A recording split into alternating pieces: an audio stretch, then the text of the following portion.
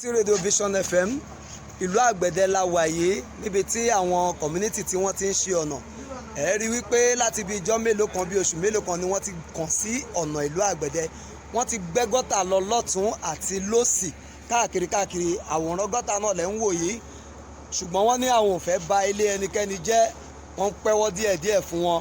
Iṣẹ́ takuntakun tí àwọn ará ìlú Olosugbo tí wọ́n ṣe nílùú Agbede láti Olosugbo kanlẹ̀ sí Anchor ni wọ́n ti ṣe ọ̀nà. Ẹ̀yin ìjọba à ń ké pè yín, wọ́n ní ká bá wọn pè yín láti lè jẹ́ kẹ́ bá wa dá sí, kẹ́ bá wa dá sí ètò yìí, kẹ́ bá wa dá sí. Wọ́n ti gbé ìgbésẹ̀. Àwọn àgbà bọ̀ wọ́n ní ọmọ tó bá ṣípá òun nìyá ẹ̀ máa ń gbé. Ìlú Agbede Olosugbo wọ́n ti gbé ìgbésẹ̀ báyìí, wọ́n ti la gọ́tà, wọ́n dẹ̀ ti fi gbogbo yẹ̀pẹ̀ gọ́tà yẹn wọ́n ti fi ń fìlì gbogbo ọ̀nà. Tẹ́ bá wò dáadáa ẹ rí pé ọ̀nà yẹn ti smooth lọ, wọ́n ti ṣiṣẹ́ takuntakun bí. Ẹ̀yin ìjọba ìpínlẹ̀ Èkó tá bá wo ọ̀nà yìí dáadáa, ọ̀nà yìí ni ó lead Lagos State Road and Federal Road.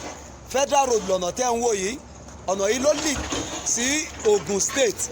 Tá bá wò ọ̀nà yìí dáadáa, irú tí hold up bá mú káàkiri gbogbo ìlú Èkó, ààyè wà ní ìlú Agbede láti gbà jáde lọ sí ìlú Ògùn tó lè jẹ́ kí hold up yẹn kó dínkù díẹ̀.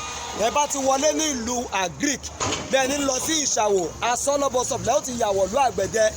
Ọ̀nà náà ni àwọn aráàlú ti ń ṣe, àwọn community ni wọ́n ti ń ṣe yìí. Federal Road tó wá láti Asọ́lọ̀ òun ló lọ báyìí títí tó fi dé ìlú Ìtalúwo, tó fi dé Ìtalúwo nílùú Ogun State. Ọ̀nà náà ni wọ́n ti ń ṣe lọ yìí o. Katapila bíi mẹ́ta ni wọ́n gbé wọnú ìlú yìí, ọ̀kan rẹ̀ níbí, ọ̀kan wà níwájú lọ, ọ̀kan tún wà ní àárín méjì. Ẹ̀yin ìjọba ìpínlẹ̀ Èkó ẹ bá wa dá sí ètò yìí láti wá rí sí ọ̀nà ìlú Agbede. I am reporting for Trinity Radio Vision FM in Agbede. Thank you. Àwòrán ẹ̀ náà lẹ́yìn tún wò yìí, ẹ rí katapila tó lọ ń ru yẹ̀pẹ̀ wá láti fìlì àwọn ojú ọ̀nà, wọ́n lọ ń kó wá látọ̀nà jíjìn. Gbogbo àwọn mọ́tò pátápátá ni wọ́n ń gba bí ẹ rí Federal Road lọ́nà yìí.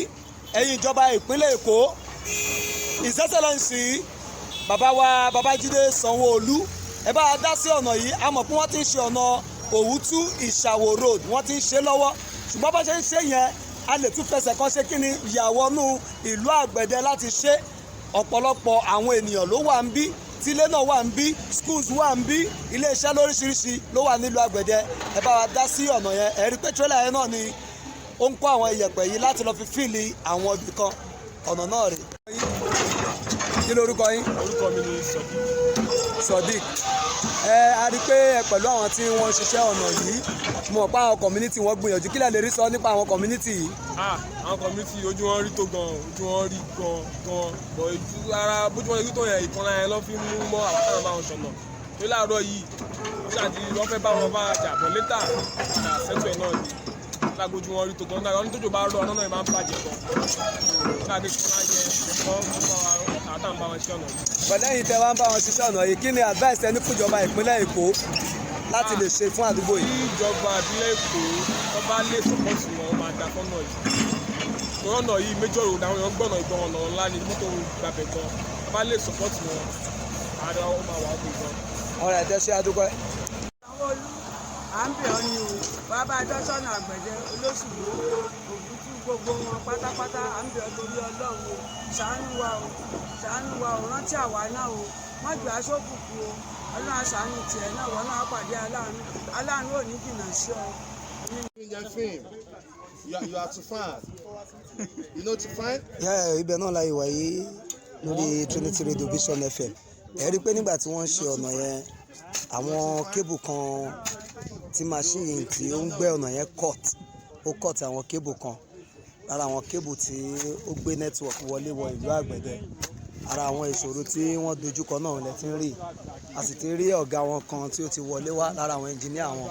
Òun lẹ ń wò nínú kòtò lọ́hùn yẹn tó ti wọlé wá láti wá ṣe àyẹ̀wò orí network wọn kó lè wà okay. Òun ni wọ́n try láti inspect. Ẹ̀rí max wọn náà ló wà lókè ń bí. Òun ni wọ́n try láti inspect láti wo nǹkan tí wọ́n lè ṣe. Àwọn community Àgbẹ̀dẹ wọ́n ti try lórí ọ̀nà yìí gan. Ìjọba Sanwó-Olú ẹ jọ̀wọ́ ẹ jáde wá, ẹ jẹ́ kí àwọn nǹkan tá a lè ṣe sọ́nà yìí. Ọ̀nà yìí ni ó leak between Lagos State and Federal. Òun ló leak mọ́ Ogun State sí Ìtalúwo. Tẹ́ bá wo ọ̀nà yìí dáradára, ẹ rí pé tẹ́ bá wọlé láti ọ̀nà Òwútú Ìṣàwò tẹ́ wọlé sínú Asọ́lọ̀ sínú Àgbẹ̀dẹ. Ọ̀nà tẹ́ ń wò yìí òun là ń pè ní Olosugbo, ó leak sí odò ń gúnyán. ó leak sí ìtalúwo tẹ́ pé tí traffic bá tiẹ̀ máa wà kò sí ni ó máa reduce, kò sí páwọn èèyàn ló ń gba inú Ìkòròdú mọ́. Ẹ̀yin ìjọba wa ẹ jẹ́ ká dá sí ọ̀nà Àgbẹ̀dẹ. Àwọn community wọ́n ti gbìyànjú, wọ́n ti gbẹ́ gọ́tà, wọ́n ti gbẹ́ drainage, òun náà ni wọ́n ń ṣe lọ lọ́wọ́, wọ́n dẹ̀ fìlì gbogbo àwọn ojú ọ̀nà yẹn. Ẹ jẹ́ ká dá sí ètò yẹn, wọ́n ní ká ké sí gbogbo àdúgbò, pàápàá jùlọ bàbá wa Tajudeen Olosugbo ó ní ká bá wọn ké fún ìjọba yìí pé kí wọ́n wá dá sí ọ̀nà ìlú Àgbẹ̀dẹ nílùú Ìkòròdú. Threaten me. Abeg help me dress back. Abeg. Why you dey laugh? I tell you say your boy dey threaten me, you dey laugh. I say sorry. Sorry go a long way. Abeg. Why wọ́n ti pẹ́ lẹ́kọ̀ọ́ àbí? A dúpẹ́ lọ́wọ́ àwọn community ìlú Àgbẹ̀dẹ. Ìjọba Sanwó-Olú à ń bẹ̀ wọ́n ní ká bá rí sí bẹ́ẹ̀ ṣe àtọ́lọ̀ ròdù yẹn ká bá yà sí nílùú Àgbẹ̀dẹ. Àgbẹ̀dẹ ìlú tó tóbi ni Àgbẹ̀dẹ méje ló wà. Then a lè gbọ́ Àgbẹ̀dẹ dípò tó bá lọ sí Ìkòròdú rádà about wọ́n lè gba pípa ìpínlẹ̀ àti ìkọlù àwọn nílé ròdù yẹn nìyẹn sí Ògùn state. Sọ́jọ́ tóró la ń bẹ̀ wọ́n ní ká bá náwó sí àwọn Àgbẹ̀dẹ ti gbìyànjú. Katapila 3 ló ń zẹ́ léde tọ́jú pé wọ́n dẹ̀ ń fún wọn lówó. Àjọ abẹ́lọ́ba bẹ̀rẹ̀ ní gbogbo àwọn adẹ̀rẹ́. Lagos state Àgbẹ̀dẹ àwọn tó yin ibẹ̀ ní Sanwó-Olú ti rí bòjù. Àmọ́ ń dìbò l'Àgbẹ̀dẹ ẹjọ́ torí Ọlọ́run nípa ẹlẹ́ẹ̀kejì tẹ́ bá wọn sọ̀nà yíya máa dìbò fún yín o. Àwa ní bàbá o, àwa ní bàbá Trinity Radio Vision FM, àwa ní bàbá Trinity Radio Vision FM, àwa ní bàbá.